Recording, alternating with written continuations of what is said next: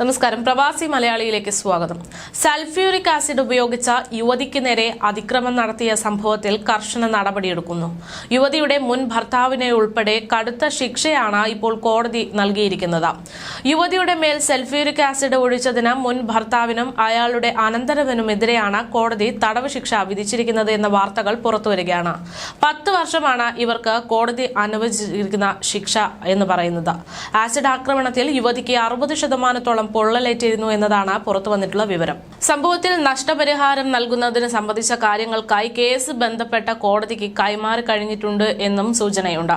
Shopping മാളിലെ car പാർക്കിംഗിൽ വെച്ചാണ് ഇത്തരത്തിൽ ഒരു സംഭവം, ആക്രമണം ഉണ്ടാകുന്നത് എന്നതാണ് റിപ്പോർട്ടുകൾ ചൂണ്ടിക്കാട്ടുന്നത്. യുവതി 9ഉം 11ഉം വയസ്സുള്ള തന്റെ 2 മക്കളുമായി ഷോപ്പിംഗ് മാളിലേക്ക് എത്തിയപ്പോഴാണ് ഈ അതിക്രമം നടക്കുന്നത്.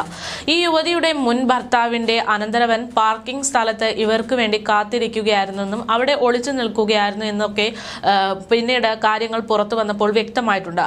യുവതി കുട്ടിയുമായി പാർക്കിംഗ് ഏരിയയിൽ എത്തിയപ്പോഴാണ് പ്ലാസ്റ്റിക് കുപ്പിയിൽ ഇയാൾ സൂക്ഷിച്ചിരുന്ന ആസിഡ് ഇവരുടെ മുഖത്തേക്ക് എറിയുകയുണ്ടായത്.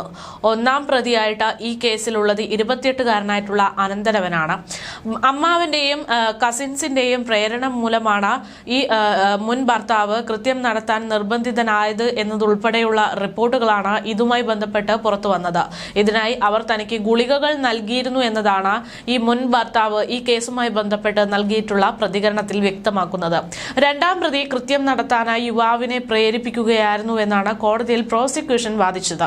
സംഭവം നടന്ന സമയം ഷോപ്പിംഗ് മാളിൽ മുഖം മൂടി അണിഞ്ഞിട്ടുള്ള ഒരാളെ കണ്ടിരുന്നതായും മുൻ ഭർത്താവാണെന്ന് സംശയം തോന്നിയപ്പോൾ ഫോട്ടോ എടുക്കാൻ ശ്രമിച്ചപ്പോൾ തനിക്ക് നേരെ ആസിഡ് ഒഴിച്ച് ഇവർ രക്ഷപ്പെട്ടതായും യുവതി മൊഴി നൽകിയിരുന്നു.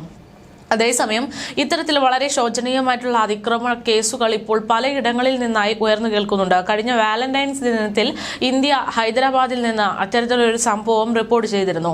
വാലന്റൈൻസ് ദിനത്തിൽ പ്രണയാഭ്യർത്ഥന നിരസിച്ച യുവതിക്ക് നേരെയാണ് അന്ന് ആസിഡ് ആക്രമണം നടന്നത്.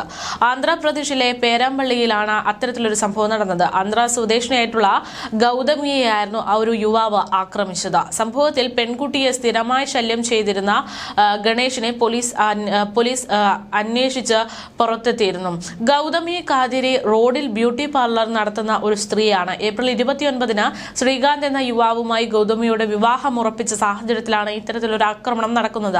വിവാഹത്തിനായുള്ള തയ്യാറെടുപ്പിലായിരുന്ന ഗൗതമിയുടെ കുടുംബത്തിനെ ഞെട്ടിപ്പിക്കുന്നതായിരുന്നു ഈ സംഭവം. വിവാഹം ഉറപ്പിച്ചത് അറിഞ്ഞിട്ടും ഗണേഷ് യുവതിയെ ശല്യം ചെയ്യുന്നത് തുടരുന്നുണ്ടായിരുന്നു എന്നാണ് ഇതുമായി ബന്ധപ്പെട്ട് ചില റിപ്പോർട്ടുകൾ പുറത്തു വന്നത്. ഗണേഷിന്റെ പ്രണയാഭ്യർത്ഥന ഗൗതമി ആദ്യമേ തന്നെ തള്ളിയതാണ്.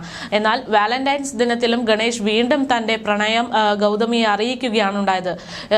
പക്ഷേ വിവാഹ നിശ്ചയം കഴിഞ്ഞ ഗൗതമി പ്രണയാഭ്യർത്ഥന നിരസിച്ചു.